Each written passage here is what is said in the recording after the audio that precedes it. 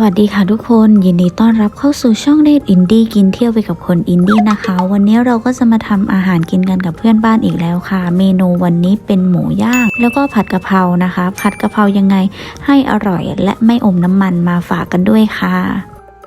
วันนี้เรามาทำกับข้าวกินกันกับเพื่อนบ้านที่บ้านเพื่อนบ้านนะคะ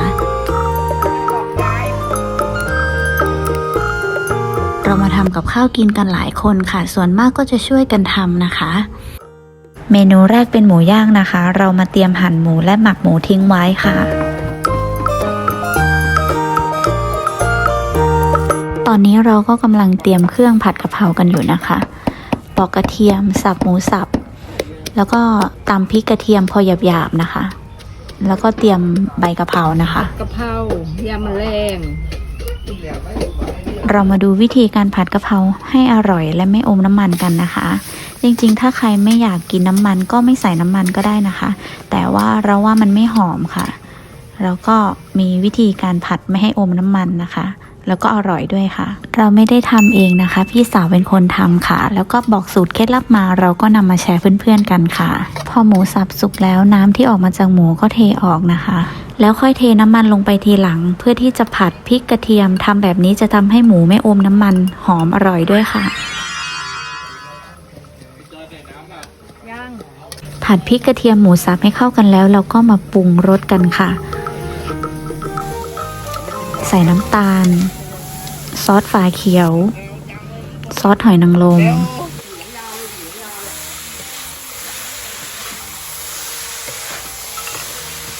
เอากระเพราจ้ากระเพราร้อนมาจ้า20 บาทซอสถั่วเหลืองเฮ้ยไม่ได้เลยแกงไก่บูผงนัวน้ำปลาแล้วก็ใส่ใบกะเพราเสร็จเรียบร้อยค่ะเราก็จะได้กะเพราแบบไม่อมน้ำมันแล้วก็อร่อยด้วยค่ะลองไปทำตามกันดูนะคะอร่อยมากๆเลยค่ะ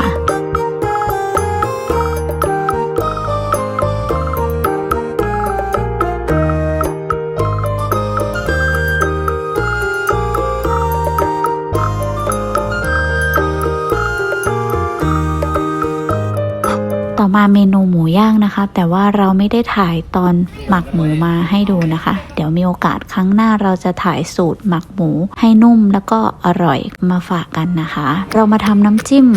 กินกับหมูย่างกันนะคะเป็นน้ำจิ้มซีฟู้ดค่ะตำพริกกระเทียมรากผักชีพอหยาบๆแล้วก็มาปรุงรสกันค่ะ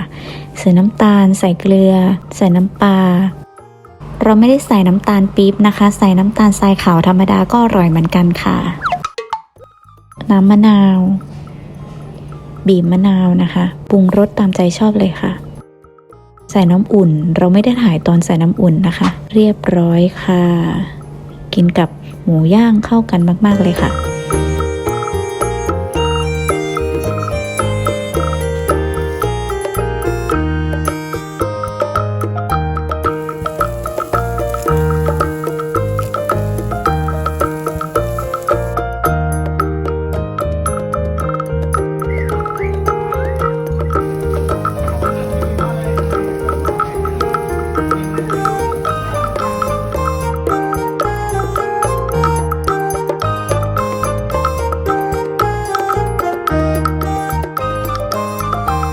หมูย่างกินกับน้ำจิ้มซีฟู้ดอร่อยมากๆเลยค่ะหมูย่างที่เราหมักก็มีรสชาติกลมกล่อมหอมเตาถ่านน้ำจิ้มซีฟู้ดเปรี้ยวหวานเข้ากันดีเลยค่ะ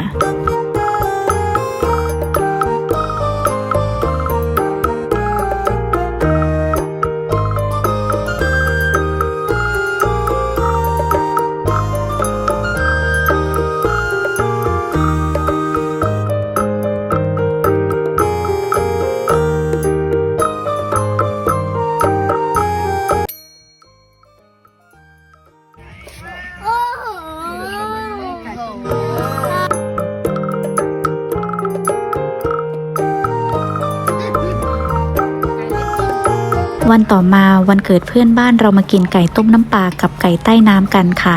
อันนี้เพื่อนบ้านเป็นคนทำนะคะเราเคยลงสูตรวิธีทำไก่ใต้น้ำเนื้อนุ่มไม่เหนียวหอมสมุนไพรรสชาติจัดจ้านอร่อย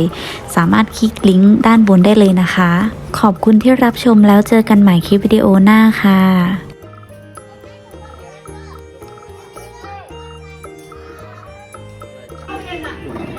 จิ้มกับน้ำจิ้ม จิ้มกับน้ำจุ่ม นี่